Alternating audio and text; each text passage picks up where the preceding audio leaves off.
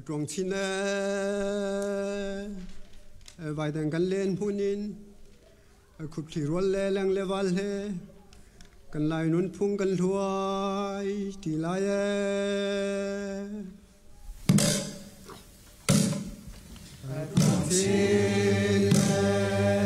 trong chín vài đằng gần lên punin trong chín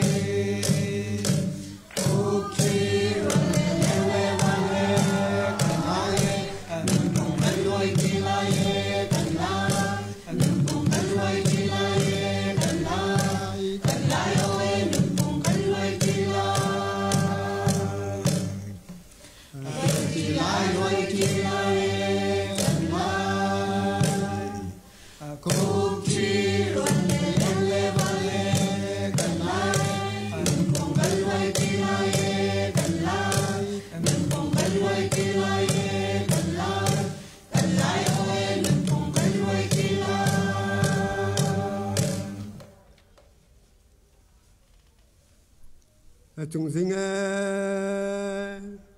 khoan hồn lại rel cha tuần can rel nak dalat khoin puan bang kan thar kan lai nun phung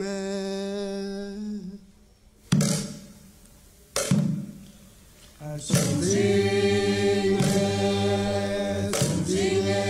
khoan hồn lại rel cha chúng sinh tuần can rel nak dalat khoin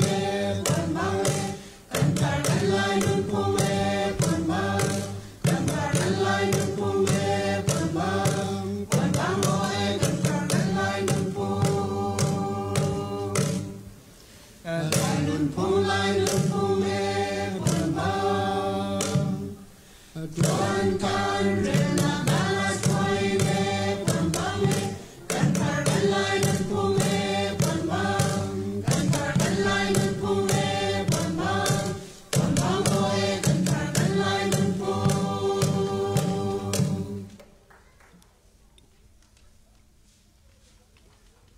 kan thon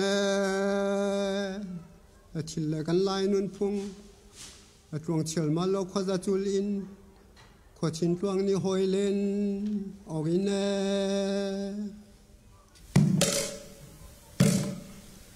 kan thon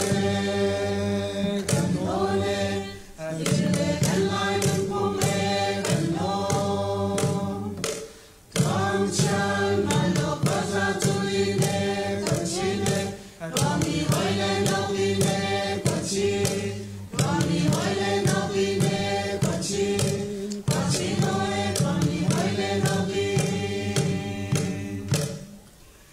len ogin len